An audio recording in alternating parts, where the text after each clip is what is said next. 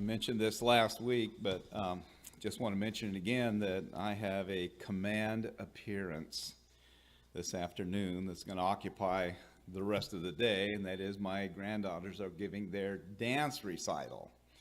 And it takes a long time. However, I do get an opportunity sometimes to get a little nap in between the acts there, so it's not all lost, and it's always fun to see that. I mean, you have little tiny kids out there when their first recitals, man, with the little flowery dresses, and some of these guys, little kids, are all dressed up. And, whoa, that's pretty cool. And then, of course they get more elaborate as they get older, and that's always fun to watch too. But the point is, 11:30. I've got to go. Okay, and so I'm just going to stop right in the middle of a sentence if I have to. I've been threatened. Okay. Now, last week we were looking at this quote from Zechariah 9:9. Okay, chapter 9, verse 9. And it was quoted in Matthew 21 and verse 5, and we noted that it was at least 2,000 years between the fulfillment of that verse 9 and the next verse 10. Okay, and we saw that. We talked about that. I'm not going to review it. We have to keep going here, and I don't have a lot of time. Now, there was the verse 9 was fulfilled on Palm Sunday. Okay, but verse 10, that hadn't happened yet. That hasn't come to pass. See? And so there's at least 2,000 years in between the two verses. Yeah. But there was no indication at all in that particular prophecy that was the case. It was a surprise. It's a surprise to the Jews. Actually, the church was a mystery. And in the period between those two verses, between the end of verse 9 and the beginning of verse 10, between the first letter,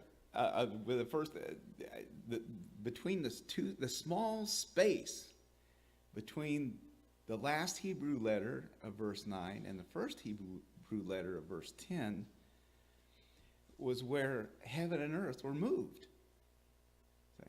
That where redemption was accomplished, right there in that gap, okay? Where the second Adam finally found his bride, in that gap, in that tiny space between the letters. That's between the verses. That's the nature of prophecy. It's something that we just have to keep in mind as we're reading the different prophecies, and we need to look at those. We need to look at a lot of them. See, the point is that there's always gaps in our knowledge. Okay, but we have to accept that. We have to accept that. We don't know it all. And if we accept that, it makes it easy to assume that these gaps exist. We're aware of them, and we're aware that we can always fill in the gaps later with more. We find more information. We go, oh, this is what that was talking about. That happens all the time. So we don't know it all. That's fine. But the question is then, what can we know? What can we know? And the answer is we can know an awful lot. We can know tons, because about a quarter of the Bible's prophecy, right? Maybe a fifth, somewhere in there. And so one reason that we're looking at the prophetic scripture right now is because of something that Jesus said in Luke 21 and 28. And he said, now when you see all this stuff happening, all these things happening, when you see all this happening, then lift up your heads, for your redemption draweth nigh. Your redemption draweth nigh.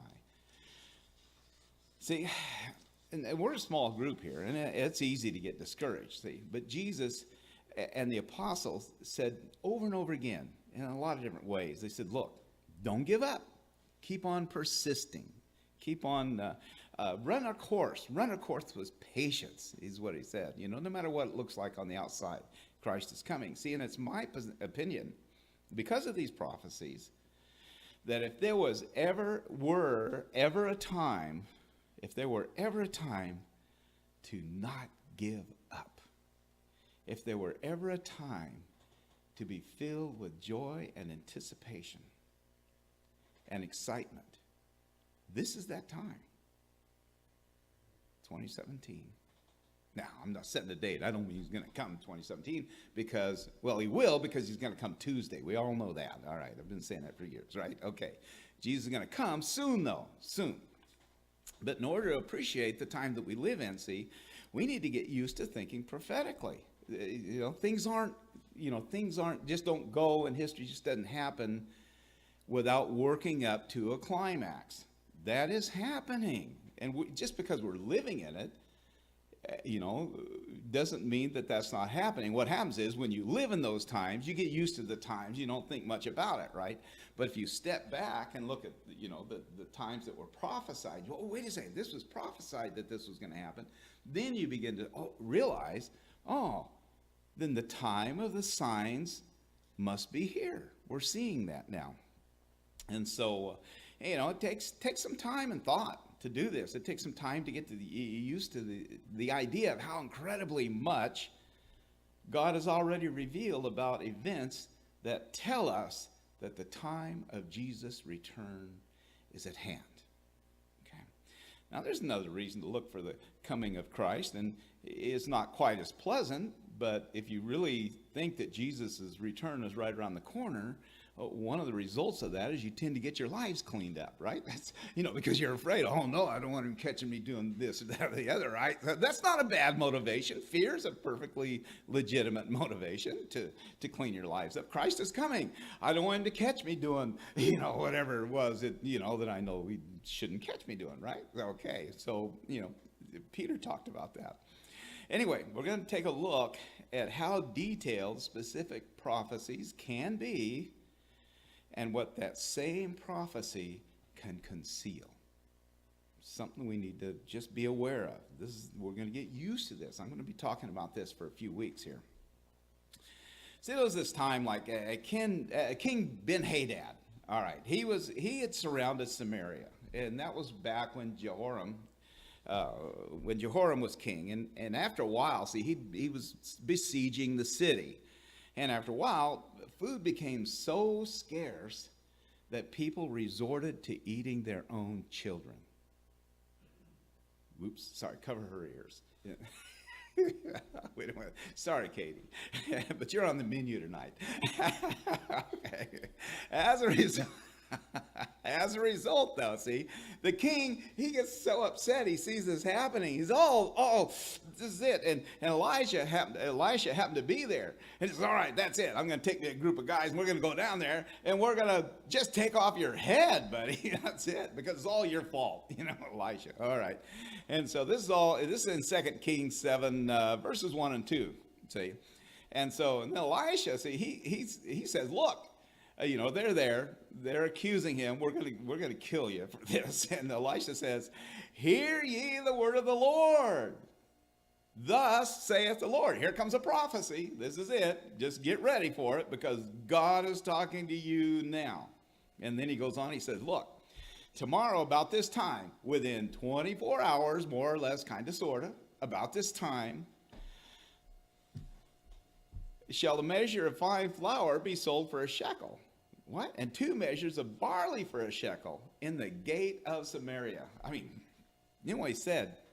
In other words, look, don't worry about it. This time by this time tomorrow, people won't be eating their children. By this time tomorrow, people are going to be selling food. Keep in mind, here's the Syrian army around the city, and they were under famine conditions because of the siege of Ben-Hadad, surrounded by the Syrian army. So there's no way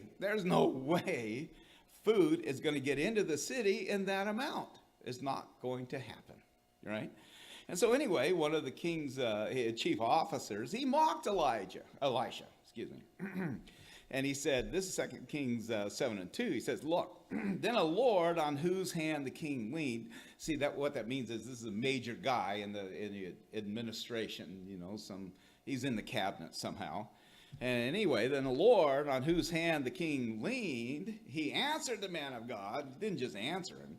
And he said, behold, if the Lord would make windows in heaven, might this thing be? And, yeah, right. That's what he's saying. You betcha. We all believe that nonsense. You're just trying to save your head. All right? Okay, that was the implication, see? And so in response to that, Elisha, he adds this detail to his prophecy. Oh, yeah, and one more thing I want to tell you. And he said, behold, you shall see it with your eyes, but you're not going to eat any. What? Say what? What are you talking about? You'll see it, but you're not going to eat any. Yeah, that's kind of cryptic. Say what? That's kind of weird, really. The guy, what are you talking about? If food's here, for sure, I'm going to get some. I'm in the administration. I'm going to get first dibs on it, in fact. So it's a hard thing to understand. It's a detailed prophecy. It's a time-constrained prophecy. It has to happen with a certain length of time. That was part of the prophecy.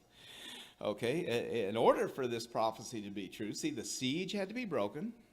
Food has to be brought into the city. It has to be plentiful, so much that people, it'll be more than they can use themselves. They'll be selling it to each other. And it had to happen within 24 hours. And the chief officer of the king, who had first call on the food along with the king, the king's tables were, they're going to get first dibs. They had to actually see it, but not eat it. He did. That was the deal. All right. That's pretty detailed prophecy. Pretty strange, too. Pretty tricky. See, how could the officer see it but not eat it? Never. Maybe later, maybe the next day he'd get some, but to not eat any. How's that going to work? Now, you remember what happened that night. Everybody, we've seen this, we've read this before, everybody, but I'm just going over it because maybe somebody has it. All right. So anyway, God, he made the Syrians think they heard this great army, this tumult of battle, and they, oh no, we're under attack. They panicked, they ran for their lives. They just left everything. They deserted the place, right? And it's not logistics. If anybody's ever moved an army, I'll tell you what, it takes if you have an army, it takes a lot of deuce and a halves. Well, 5 tons these days. Deuce and a halves when I was back in there, but 5 tons now. Takes a lot of those to carry the food. That's a lot of potatoes. That's the way that works, right? You know what I'm talking about. Anybody's been in the military, peel those potatoes. A lot of them too, truckloads. Okay, and so they left all the provisions there. And so there's next day, there's these lepers on the outside of the wall. They were stuck. They were really stuck. The Syrian army's out here, the wall's here, and they're in between. Oh man, we're going to die anyway. And so they go, and maybe we can, scrounge some scraps from the Syrians. And so they go, and what they find is that the Syrian army has deserted the place. But the tents are there, the clothes are there, the food's there, especially the food. So they're eating it all down, and we better tell the city because those guys are still starving, still eating their kids. And so they go back and they tell the king, these guys all left their stuff out there. And so the king, he sends out his people to investigate, and sure enough, there are. And so the people, they realized the Syrians had really left, and they're starving to death. You know what they're going to do, man. They're going to flood out of that city. And so they stampeded to the place where the Syrians had been, and they looted the food, as fast as they could. And there's a lot of it there, big army. And this is 2 Kings 7:16 through 20. Saying the people went out and spoiled the tents of the Syrians, you bet. So a measure of fine flour was sold for a shekel that day, and 2 measures of barley. They had so much, they were selling it. According to the word of the Lord. See, but there's this ironic postscript. That part of the prophecy was fulfilled. It's true. But this ironic postscript at the end of the chapter reads like this. This is 2 Kings 7:17. And the king appointed the Lord, on whose hand he leaned on, to have charge of the gate. You go and watch the gate. And the people trode upon him in the gate, and he died. They trampled the guy to death. And the man, just as the man of God had said, he didn't say that. He didn't say you were going to die, not in so many words. And he spoke when the king came down to him. And this is 18, verse 18. It came to pass, just as the man of God had spoken to the king, saying, 2 measures of barley for a shekel, measure of fine flour for a shekel, and shall be tomorrow about this time in the gate of Samaria. It's going to be sold for that. And the Lord had answered the man of God and said, now behold, if the Lord should make windows in heaven, yada, yada, yada. Right. Okay. And so in 7:20, and it fell out unto him, it happened to him, for the people trode upon him in the gate, and he died. He did indeed see it, but he didn't eat any. See? The thing is that the way the prophecy was worded, the official had no idea that his own death was being prophesied.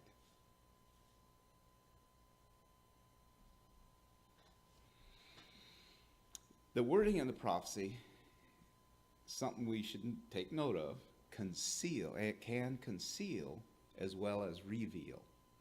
Okay, that happens sometimes. Now, all he had to do was to ask the prophet, if the official had to ask the prophet, look, he could have asked him about that. What did you mean? He could have inquired. He didn't. See, and for the official, the critical difference between life and death was faith, was belief in God and in his prophecy. But he didn't have any. And that lack of faith is the ultimate reason that he died. Did not believe. See, in a similar case is with the prophecy of the coming Messiah in the last few verses of Daniel 9.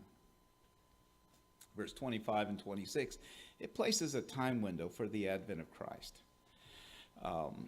The temple in Jerusalem has to be standing. It's got to be. Okay?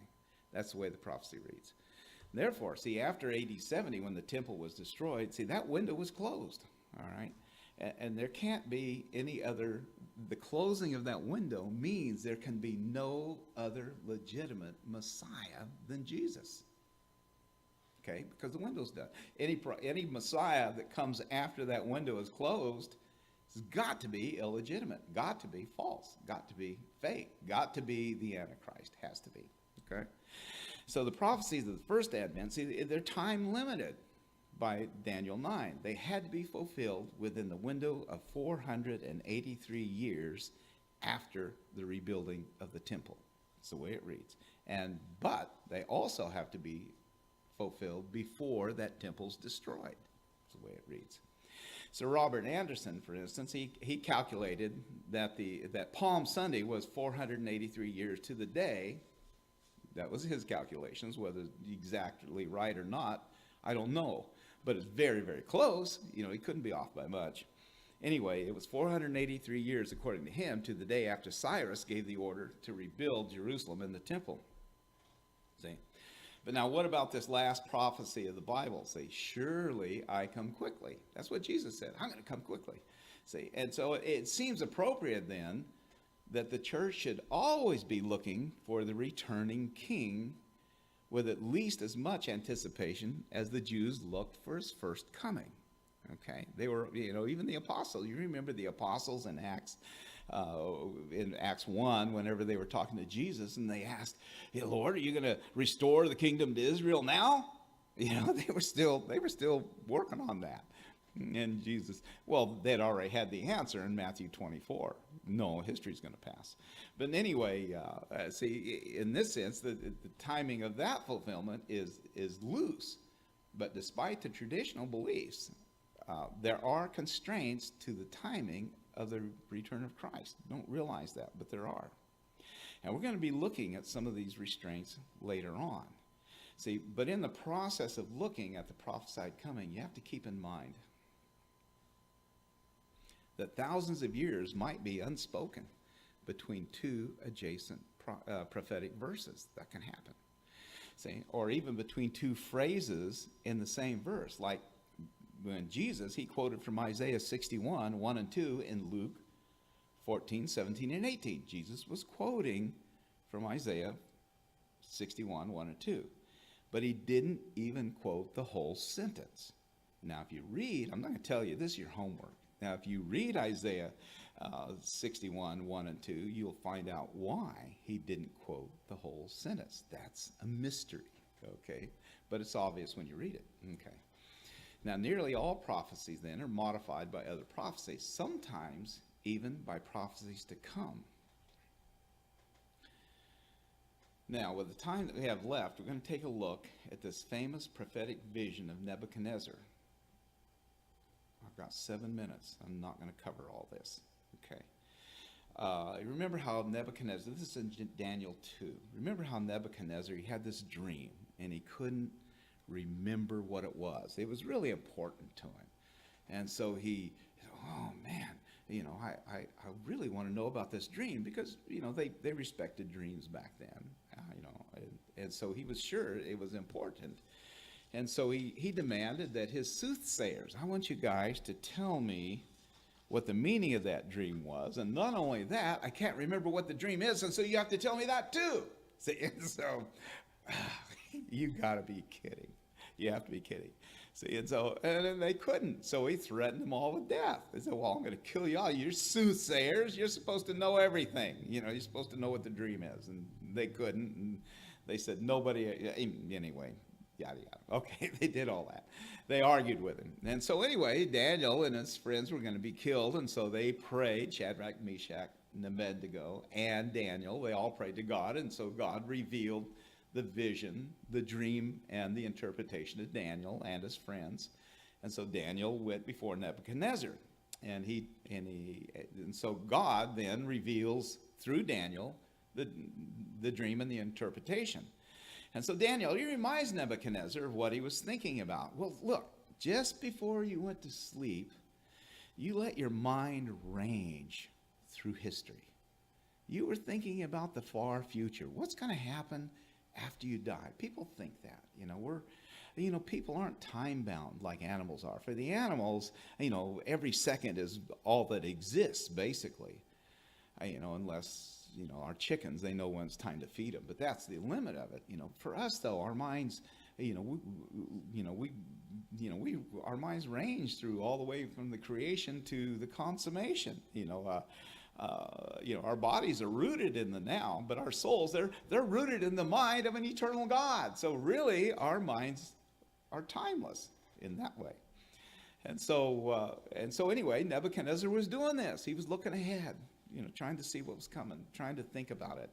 And so anyway, in the process, he dreamed of this big statue with a head of gold and arms of silver, waist and thighs of brass, legs of iron, feet of iron mixed with clay. Then God, through Daniel, he interprets the dreams for Nebuchadnezzar. He said, look, you're the head of gold, you and your kingdom. And another kingdom's going to rise out of that one, and another kingdom's going to rise out of that one. And then finally, it's going to be replaced by the Roman Empire. They didn't use those words. That's the generally accepted understanding, and I think that's right. Anyway, and so it's going to finally be replaced by the Roman Empire. See, and so I think that's correct in the main. So God's explanation, though, it can be found in Daniel 2, 37 through 40. And I'm not going to read it all because we're running out of time. Now, keep in mind, see, the statue not only denotes successive kingdoms, but it also indicates the passage of time. You have time involved here. See, so kingdoms rise, kingdoms fall, so far so good. See, but things aren't so cut and dried with the fourth kingdom. It gets a little bit strange here. Okay. And so in Daniel 2:40 we read, and the fourth kingdom shall be as strong as iron, for as much as iron breaketh in pieces and subdueth all things. And it shall break in pieces and bruise. See, and so in 41 you saw the feet and the toes. They're made out of partly of potter's clay and partly of iron. You guys can read all this, right? Is it up there? I think. Okay. That's 41. There shall be in it the strength of the iron, for as much as thou sawest the iron mixed with miry clay. And as the toes of the feet were part of iron, part of clay, so the kingdom shall be partly strong, partly broken. See? And then Daniel 43, whereas thou sawest the iron mixed with miry clay, they shall mingle themselves with the seed of men. They shall not cleave one to another, even as iron is not mixed with clay. Okay. And so, and then down all the way down to 45, for as much as thou sawest the stone that was cut out of the mountain without hands, It broke in pieces, the iron, the brass, the clay, the silver, the gold. Broke it all up. It was all turned into dust and went away. Okay, and the dream is certain. The interpretation is positive. This is really going to happen. This is going to happen. All right. Now, the two things to notice is that when the stone's cut out without hands, see, it destroys not just the legs and the feet of iron, it destroys all the previous kingdoms. Because, see, that statue is not just a series of things, it's a single system. One kingdom has actually an extension of the one before and the one before and like that. And so that's why he destroys all the influence beginning with Babylon. Okay, so but that hasn't happened, right? I mean, we have on our coins, e pluribus unum. Well, that's Latin. That's the language of the last kingdom. That kingdom is still with us in influence, still here. It has not been destroyed the way Daniel talked about. Okay. And so now, they haven't been shattered to death as predicted by these verses. See, in one form or another, they're still with us. And the thing of it is, they have to be here until the rock that is cut out without hands comes to destroy them. As long as they're with us, you know that hasn't happened. That prophecy is not fulfilled, see. But there's another strange point that we need to look at in verse 43. Okay. Now, as Americans, we've been blessed with a national heritage based on Christianity. In God we trust. Okay. And it's been a very large degree free of supernatural demonic forces, influences, phenomenon. Okay. The fact of the idea of demonic possession, see, is described in the New Testament. It's very nearly, my dad was like this. He very nearly considered that to be mythological. I remember talking to him about the Witch of Endor, and he thought, he just dismissed it. Oh, that's all, that's hooey. That's scripture. That's not hooey. That's great. He didn't believe that. He didn't, but that happened. The Witch of Endor raised the spirit of Samuel, no matter how it wasn't a trick. The Bible doesn't say it was. So anyway, see, so some have written books on the reason for this marked suppression. It's noticeable, by the way, of demonic activity in America. There's a guy named Rabindranath Maharaj. You like that? I had to practice Rabindranath. This is a cool name. I don't want it. Okay, anyway, he believed it was called Escape into the Light. Okay, and he believes it was the presence of Christianity in this country that held the demonic to a minimum all those years. I think he was only partly right, though. Okay, according to the book of Revelation, in the period before the return of Christ, the influence of the demonic will be openly observed. It's going to be revealed in a far greater way than it was at the time of the New Testament church. Okay.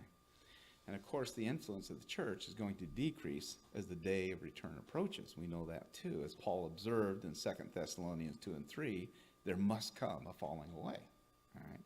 Or Jesus even said, nevertheless, when the Son of Man cometh, will he find faith on the earth? That was Luke 18:18. There's some question. 18:8. Luke 18:8. Saying, with this in mind, I want you to take a look at a verse in Daniel 2, which is in general overlooked, and it's not completely. But there's very few expositors that focus on this verse. And unfortunately, it's 11:30. Dun, dun, dun, dun. And so this is now a to be continued from this point on. So sorry, but I'll tell you, it is spooky. Be sure to be here next week to hear the end of this, okay? All right, and you should review that too. All right, it's now it's time for the invitation. The invitation to who? The God who knows the beginning from the end. The God who can tell us this is going to happen. Don't let it worry you. That is going to happen. You'll get through it. And after that, sometime in the middle between this and that, Jesus is going to come back for you anyway. All right? So it's to the God who knows it all. That's the invitation. All right, Dean.